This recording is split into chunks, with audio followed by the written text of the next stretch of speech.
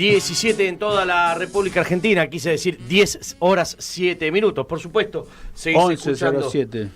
Perdón, 11:07 encima, no 10, tenés razón, 11:07, bien corregido por el señor José Pomares.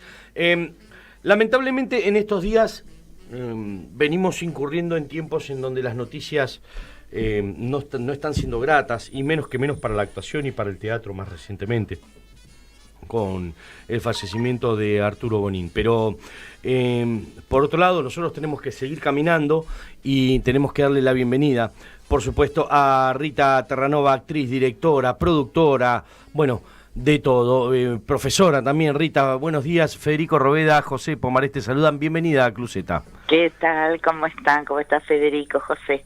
Es cierto lo que decís. El día de ayer y el de hoy está tenido en la tristeza por la pérdida de Arturo, que fue un excelente compañero.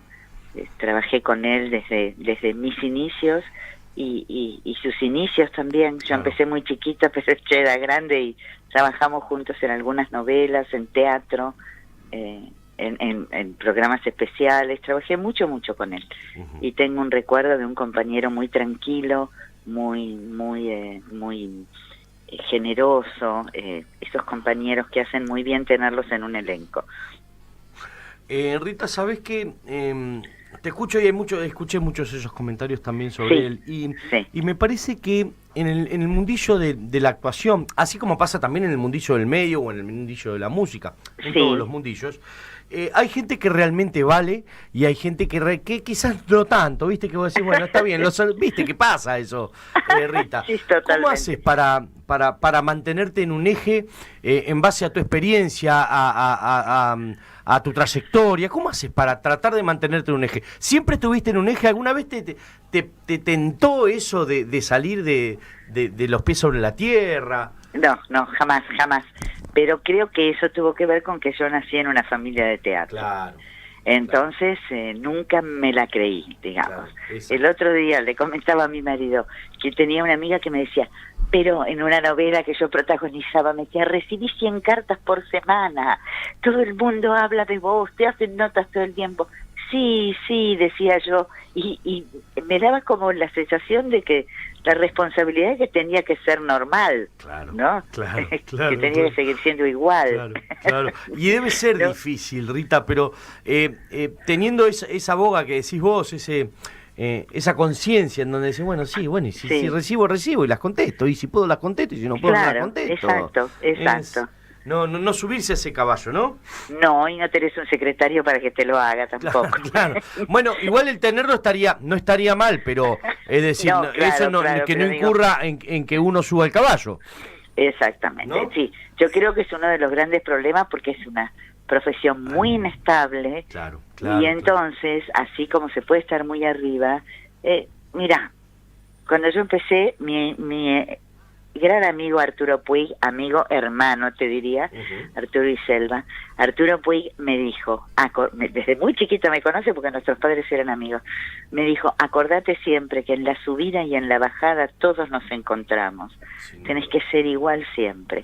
Y siempre me acuerdo, siempre recuerdo esa frase, primero porque él lo cumple, porque es una persona encantadora siempre, una gran persona, pero además porque he visto tantas subidas y tantas bajadas, y a veces el estrellarse ha sido tan doloroso para tanta gente que yo apreciaba, ¿no? Y he visto eso. Y agregaría, Rita, perdóname, que en la subida, si es buena y si es alta, aprovechá a guardar también, porque no sabés cómo viene después. Bueno, ahí intervengo. José, dale. ¿Qué tal, Rita? ¿Cómo le va? José? ¿Cómo estás? Mucho gusto. Bien. Un día para Perfil, yo trabajé en Libre, en varias publicaciones de Perfil. Aparte de ser periodista, hice gremiales, deporte, de todo. Qué bueno. Hice espectáculos policiales, gremiales, bueno. Qué bueno. Entonces, le hago una nota, me dice, hacer una nota con los hijos de los famosos que no hacen lo mismo que sus padres. Entonces qué bueno. Era Rodolfo Zapata, el hijo jugaba en Huracán al fútbol, el hijo del futbolista, el hijo de Juan Carlos Mareco, Pinocho, era veterinario. Mirá. El hijo de Fidel Pintos, el doctor Luis Pintos. El doctor Pintos, me atendió. Exacto, de River, muchos años. Y él traumatólogo. Claro, exacto. Entonces cuando entrevisto al doctor Pintos, me dice, ¿sabés lo que me decía mi papá? El actor hoy come faisán y mañana come las plumas. Sí, tal cual. ¿Es así, Rita, para vos también? Sí, yo soy muy, justamente porque mi papá me decía lo mismo, pero yo decidí igual seguir una profesión, soy muy prudente, siempre he vivido igual, he vivido austeramente, cuando ganaba muchísimo y en momentos de menor entrada económica. Para mí siempre ha sido una forma de vida. Nunca, porque gané mucho, me alquilé una quinta de 30 pisos. Nunca me alquilé una quinta, desde ya. Pero digo, no he tenido ese tipo de cosas y bueno, voy a Miami 15 días, tengo 15 días, me voy a Miami. No, me voy acá cerca, ¿no? Trato de no... pero es una forma de vida, es porque a mí me da mucha inseguridad justamente porque viví siempre así desde chiquita, ¿no? Me da mucha inseguridad y la Argentina es un país es un vaivén, ustedes me lo pueden decir más a mí todavía.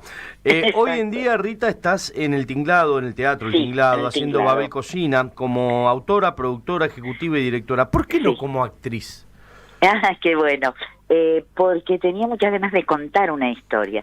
Yo dirijo hace 22 años, desde el año 2000, y empecé a dirigir porque mis compañeros y compañeras me impulsaban mucho, y los directores que me dirigían también, porque sabían que actuando, se daban cuenta que actuando tenía conciencia de la obra y de cómo contar la obra. Luego a mí me parecía que era muy poco para dirigir. Entonces empecé así, porque una compañera, Eda Bustamante, me insistió en el año 2000 para que la dirigiera en una cosa, y después empecé a tomar el gusto de esto y me di cuenta que sí, que realmente sabía determinadas cosas, había aprendido, las traía conmigo, y bueno, fui perfeccionándome en estos 22 años y dirijo cada tanto. No tengo la dirección como una cosa anual, como tengo la actuación, que es lo mío, pero me gusta mucho contar una historia, me gusta mucho adaptar las obras. Entonces, cuando le pedí a Patricia Suárez que escribiera una obra sobre un hecho histórico que hubo en 1888 en la Argentina, en Buenos Aires, perdón. Bueno, me dio 3 escenas y yo le pedí ampliarla y me transformé en la coautora porque agregué 14 personajes más. Hice todo un espectáculo más que una obra pequeña. Y bueno, y ella me dijo, bueno, sos la coautora, ya sé lo que quieras, ya dice, entonces figuramos las dos y bueno, fue escrito entre las dos. Y después la producción ejecutiva, porque ganamos el premio Banco Ciudad.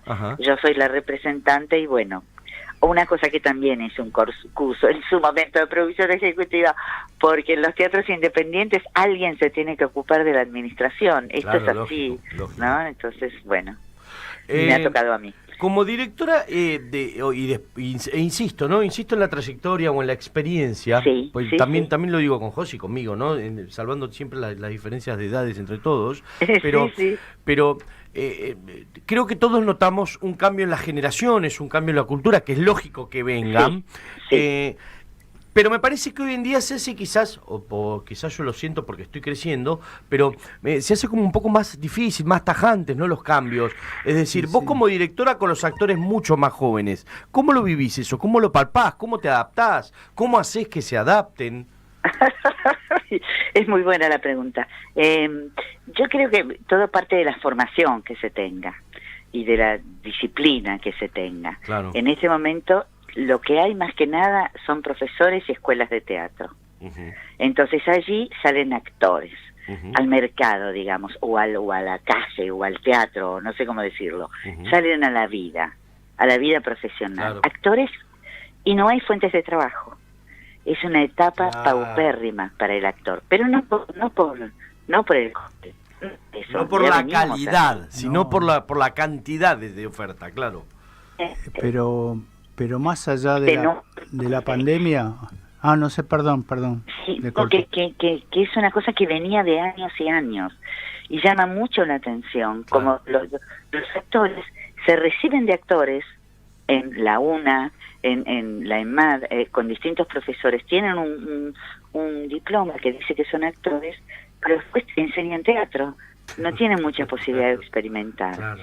Y lo que yo he estado ahora en las nuevas es poco escenario. Sí, claro. Encuentro actores que no están, porque el actor termina de formarse en el escenario, con el público. Claro, entonces, encuentro voces chicas, voces que no proyectan, encuentro cuerpos no trabajados, encuentro actores que se abatatan si hay un problema. Claro. No todos, por supuesto, No, desde el vamos. Estamos hablando de algún que otro ejemplo que se te viene a la cabeza, por supuesto. Exactamente, estamos hablando como de algo que pasa, y también esto de no conocer los estilos teatrales. Claro. Siempre se tiende, en esta época, a ser natural. Y soy natural, y estoy en mi casa, y en mi familia, y escucho zapatillas. Entonces cuesta mucho, y el director tiene la obligación, entonces, de colocar sociopolíticamente, históricamente, emocionalmente, al actor, colocarlo en el escenario para contar esa historia que va a contar. Y entonces, en ese caso, para mí es apasionante. Sin duda. Para mí es apasionante. Yo a los actores los quiero. A mí me dieron la vida 2 actores, parí una actriz. Claro. Me dije a esta actriz jóvenes mentes ávidas del conocimiento. No, pero el punto que toca ella es interesante, porque no cualquier periodista está para salir a cubrir una movilización. A mí nadie me enseñó a cubrir una movilización. Me comí gases, balazo. Nadie me enseñó a ser productor de radio, de televisión. Yo lo aprendí con la experiencia, con el sentido común, ¿no es cierto? Y a mí me tocó hacer una de las notas más hermosas de mi vida, que se la hice al señor Alberto Migré. Mirá, qué divino. Y me habló, estuvimos en un café en la esquina de Canal 9, me habló de Rolando Rivas, cómo fue, pero aparte me invita un día a la grabación de un programa. El tipo se involucraba con el director del programa, el tipo era escritor, era guionista, y le decía a las actrices, me acuerdo que estaba Estela Mariclosa, y le sugería, pero bien, con la maestría que tenía él, y era el siempre, y todos lo respetaban, todos. Absolutamente. O sea, Alberto Migré, para mí era una eminencia, ¿no? ¿Pregunta para Mirta? ¿Para Rita, perdón, entonces? No, yo digo, ¿cómo una directora, cómo modela, cómo se da cuenta que tal actor es para ese papel, o da el perfil para ese papel, o sea, si está preparado para ese papel? Buena pregunta. ¿Cómo se da cuenta? Mira, es una intuición, claro. Es algo, hay que tener claro cómo es el personaje. Exacto. Y van apareciendo.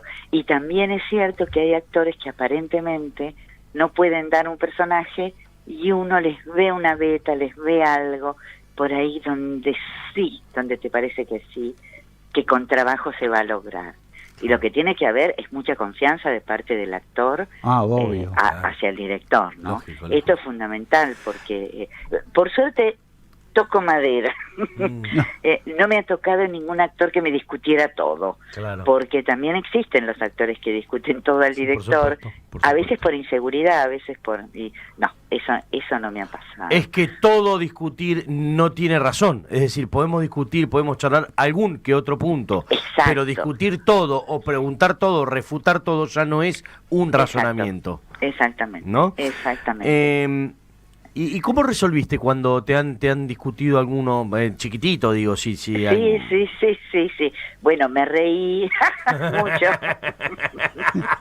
Por adentro masticando, ¿no? Pero sí, no. Yo soy muy maternal, ¿sabes? Entonces, bueno, pero algo como si estuviera, pero el nene, claro, si te lo digo por algo bueno, es un capricho mío, nene, ¿me escuchaste? Pero además, porque noto que utilizan cosas, me acuerdo uno que me dijo, a mí me gusta el teatro físico. Claro.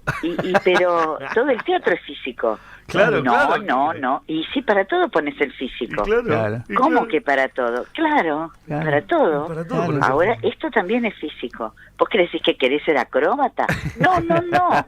Porque es que querés ser acróbata. O capaz que quería ser actor porno. O hacer a eso se refería, escenas en la cama nada más. Claro. Era un galán o una galana. Claro. Digo que hay como etiquetas, hay cosas. Sí, porque el actores somos seres muy vulnerables, muy que estamos con la emoción ahí, las inseguridades ahí, que una mirada te puede destruir, una mirada no comprensiva del director te puede hacer daño. Claro. Yo me jacto de que todo el mundo habla de lo excelente que están todos los actores en Babel Cocina. Claro. Así que digo, bueno, hemos hecho un buen trabajo en conjunto, ¿no? Justamente también. Antes de que nos adentremos a Babel Cocina, que me interesa que nos cuentes cómo es, bueno, y todo cómo se está desarrollando y qué día. Elijo uno de los tantos mensajes al azar que dice Corina, que lo manda Corina, y dice: qué placer escuchar a Rita, la vi en Las Obreras y en Los Días Felices como actriz. Mis felicitaciones. Corina. Ay, pero qué divino, qué bárbaro. Muchísimas gracias. Sí, divinas obras las dos. Personajes muy diferentes y muy difíciles. Me imagino que sí. Las Obreras debe haber sido, ¿no? ¿Qué es más fácil, hacer reír o hacer llorar, Rita? ¿Qué es más fácil? ¿Hacer reír o hacer llorar? Más fácil hacer llorar. Más fácil hacer llorar. Porque uno está más vulnerable a esas cosas, ¿no? El que ve. Yo creo también que con un buen texto y una buena concentración... Claro. En cambio, hacer reír creo que es todo una tarea, un arte que se nace con ese don. Exacto. Es un don que no todos lo tienen y no tienen por qué tenerlo. Que hay que desarrollarlo también, que viste que hay cursos de humor y eso. Y creo que hay actores que nacen dotados como para eso, y hay otros que lo desarrollamos, que lo trabajamos para hacerlo, ¿no? Contame cómo hace hoy Babel Cocina, Rita, ¿cómo hace, cómo desarrolla esto Babel?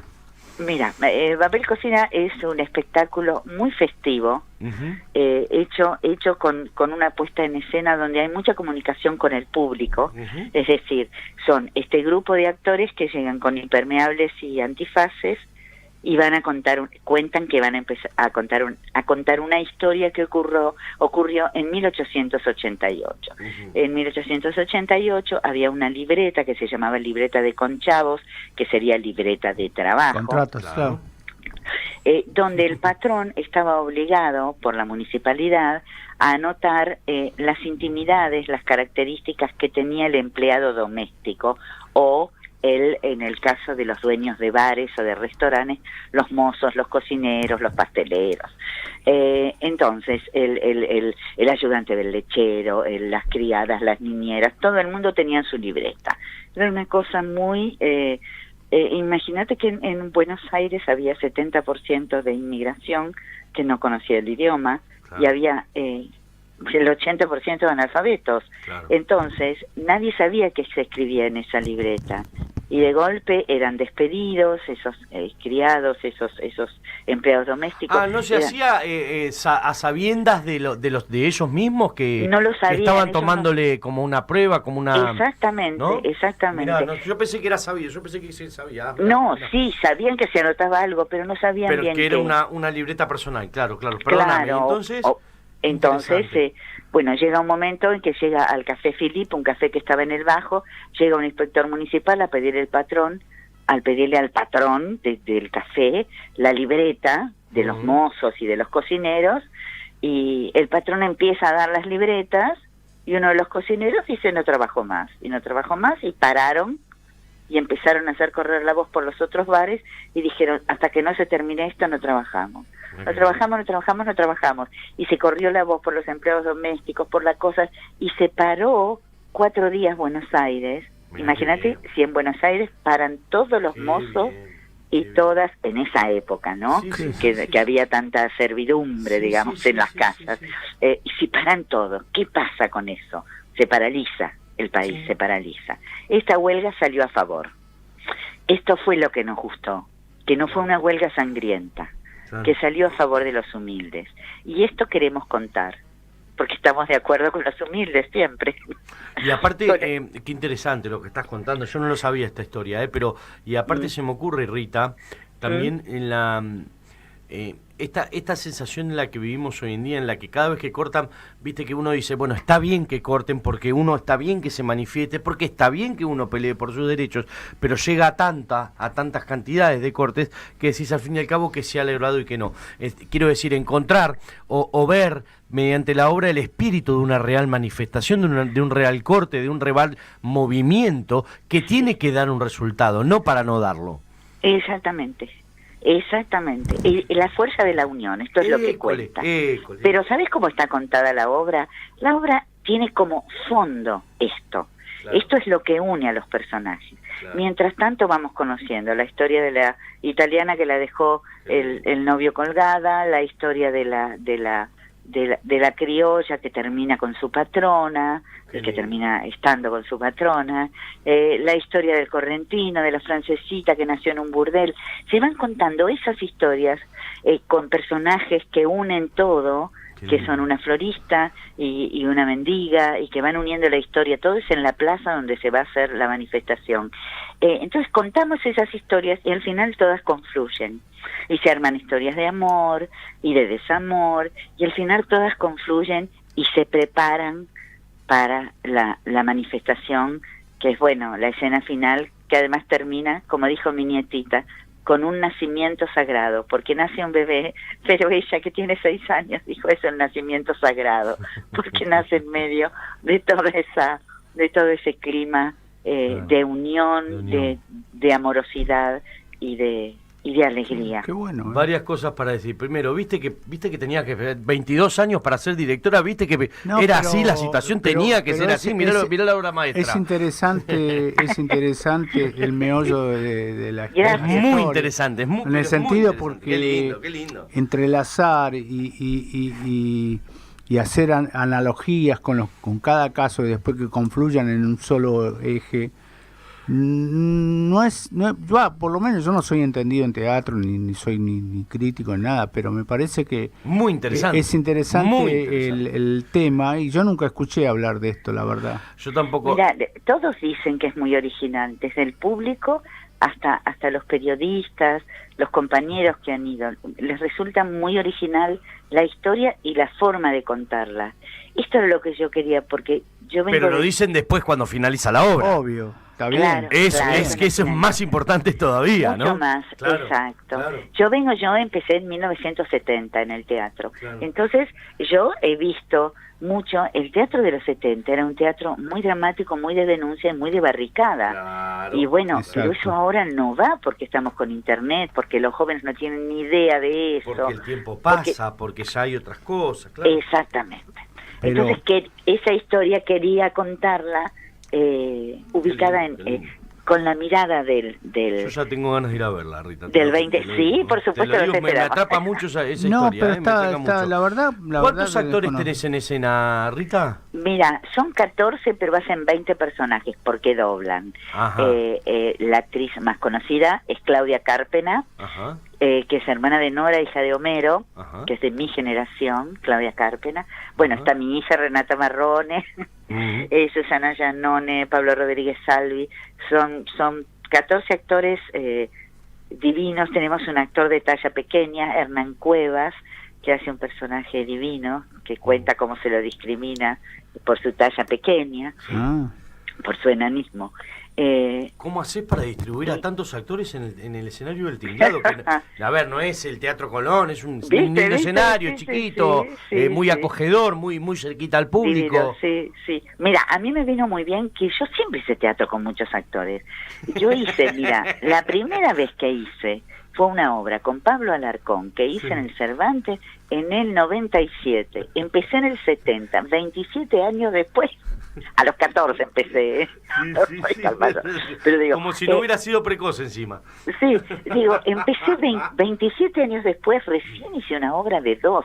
Para mí las obras son con mucha gente, entonces vi mover, también empecé bailando, entonces bueno, todas esas cosas que ayudan como para hacer movimientos. Y vi mucho teatro y desde siempre, pero también participé elencos grandiosos, claro. Elencos de 45, elencos de 50 en el Teatro San Martín, elencos a mí un elenco de 7 me parecía poco. Te imagino gritando, detesto los unipersonales, métaselos en el Tujes. ¿No? Hice también, hice. Y llegó un momento que me agoté y dije, basta. Ahora voy solita con una bolsita. Rita, la cita para ver Babel Cocina en El Tinglado son los sábados a las 20:30 o hay más funciones? Exactamente, no. Estamos llenando desde el primer día. Bien. Por eso les pido que reserven para Alternativa Teatral si quieren estar. Bueno, y ustedes en todo caso se comunican conmigo. Sí, no te hagas problema, y si tenemos que reservar, reservamos, eso es lo de menos. Lo importante es la historia. La entrada sale 1.000 pesos, pero presentando la tarjeta del Banco Ciudad se hace un 2x1 porque ganamos un premio que dieron el Banco Ciudad y el Complejo Teatral de Buenos Aires. Mirá qué bueno. Y el Ministerio de Cultura de la Nación, por otro lado, nos dio la declaración de interés cultural.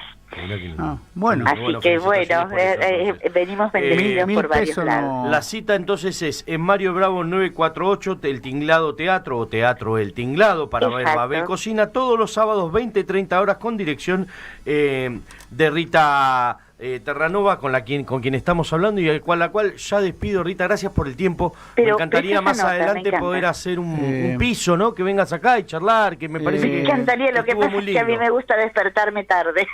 Bueno, entonces lo haremos grabado a la tarde algún día. Despertar a un actor temprano es una tarea. Rita, muchísimas gracias. Le quería comentar, te quería comentar que mi hermano por cuestiones fue recuperado en Alcohólicos Anónimos y él después pasó a un hogar en Ituzaingó. Él estaba acá en La Boca, pero eso pertenece al gobierno de la ciudad.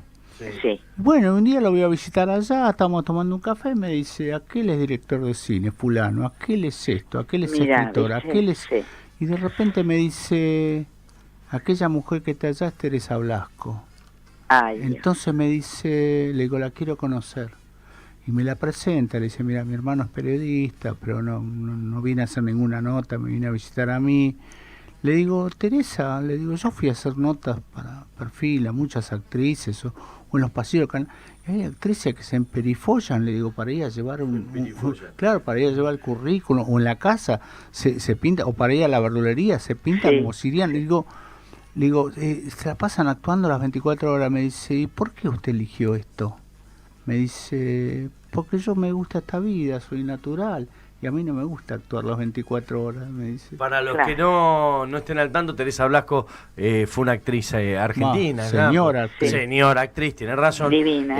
Por los años que digo, Falcón, 40, 50, Falcón, 60, ¿no? la familia Falcón. Claro, esa fue entre la otras, una de las cúspides. Sí, pero la verdad que me conmovió, porque... Rita, te agradezco muchísimo el tiempo, un gustazo. Cuando quieras, sabes que estamos a disposición. Bueno, mil gracias y los espero en El Tinglado sábados 23. Trataremos de estar por ahí sin duda alguna. Un beso muy grande. Muchas gracias. Hasta luego.